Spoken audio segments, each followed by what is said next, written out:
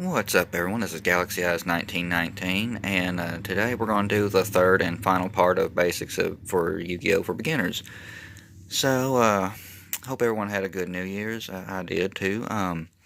So let's get started. We're going to start off with pendulums. Now, I'm going to be bringing out a different game map because this one's actually a older one. It's not done up the way it is anymore. But I'll use this one for the pendulums, and then when we go on to links, I'll bring out a newer game map. But anyway, let's get started. Now, pendulums, they're kind of one of my favorite cards to use, just for the simple fact they are both monster and spell. And as you can tell by looking at them, let me get you better in the light here, they kind of have the monster color at top and spell color at the bottom. And you'll see numbers on each side with the little diamond designs. And you also see a little box here. This little box is their pendulum ability, because when you use them as pendulum cards, they are considered spell cards.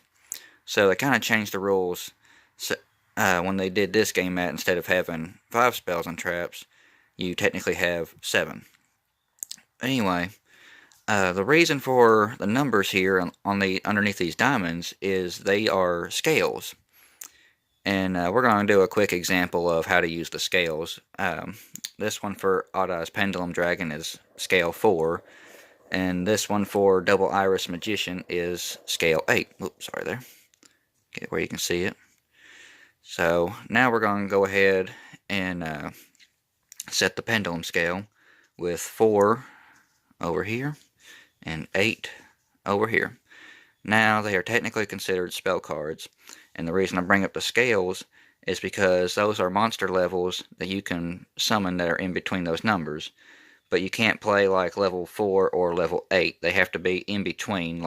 So the scale now is you can play level 5 through 7 at the same time.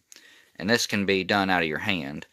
So for example, if this was a duel, I could go ahead and play my Barrel Dragon, my Zoa, and Shark Kraken when you would normally have to tribute them. But thanks to this rule, it kind of bypasses everything like that. And also, we're just going to pretend that we already did our thing and we played these as just normal monsters. We had the tribute for him and all these other ones, and played this one. If a pendulum gets destroyed, it does not go, it does not go to the graveyard. It instead goes face up in your extra deck.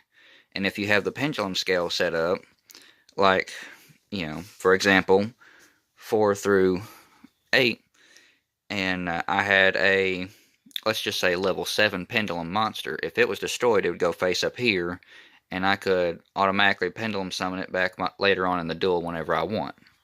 So it's kind of a cool thing to do, and it also helps you keep your monsters and stuff, and helps you get higher levels on the field and whatnot. But yeah, that's basically how you pendulum summon. Now we're going to go to link summoning. And for this, I'm about to change out my playmat here. So if you will, just bear with me for a second here. Now this one actually come out of a newer structure deck that I found at Walmart called Zombie Horde. It's actually a really cool deck. You need to check it out. And also got some pretty good strategies. Now, I know these are going to be a little bit harder just because of how the mat is set up, but you can kind of, if we look closer, you can kind of see, your deck, your graveyard, spells, and monster zone, your extra deck, and your field spell. Now, these ones mainly work if you have 2 of these mats because you put them facing each other. Let me try over here. Yeah, you can see this one just a little bit better. It's an extra monster zone. Because now with these game mats, instead of playing like 3 or 4 XZs or synchros, fusions, whatever, you can only play one at a time unless you have a link. So here's how we're going to do this. Let's just say, for example, we've already got Barrel Dragon and Zoa on the field. Well, now we're ready to link summon because your links also go in your extra deck zone.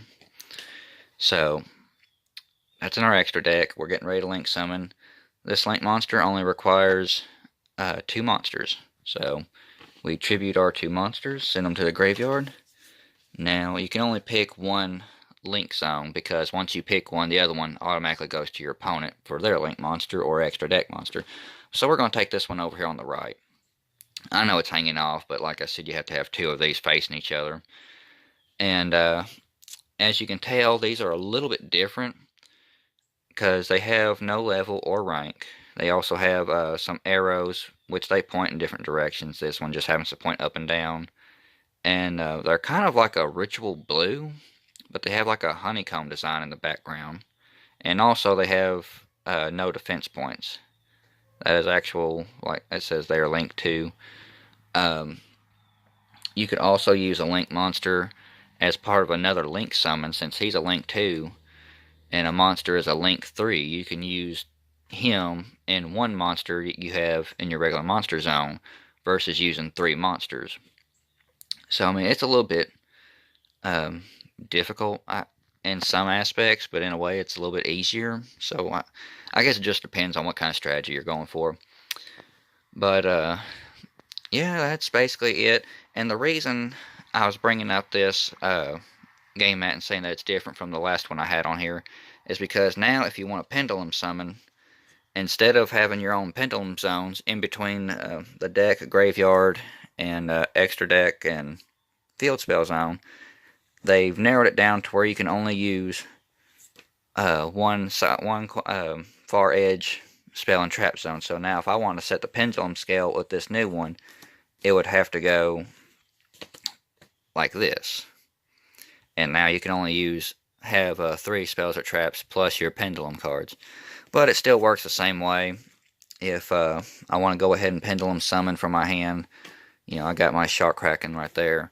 I can automatically pendulum summon him just because his level is within the scales. And I will also say, when it comes to pendulum summoning, some of them require specific cards. And also with link summoning, some of them to tribute to link summon, you have to have specific cards as well. But other than that, it's pretty simple. I hope everyone found these videos helpful and very useful. And if you have any questions, please comment in the comment section below. I'll try to answer any as best as I can. And for now, I guess that's it. So if you like the video, hit the like button, and if you can, subscribe. And we will catch you later. God bless.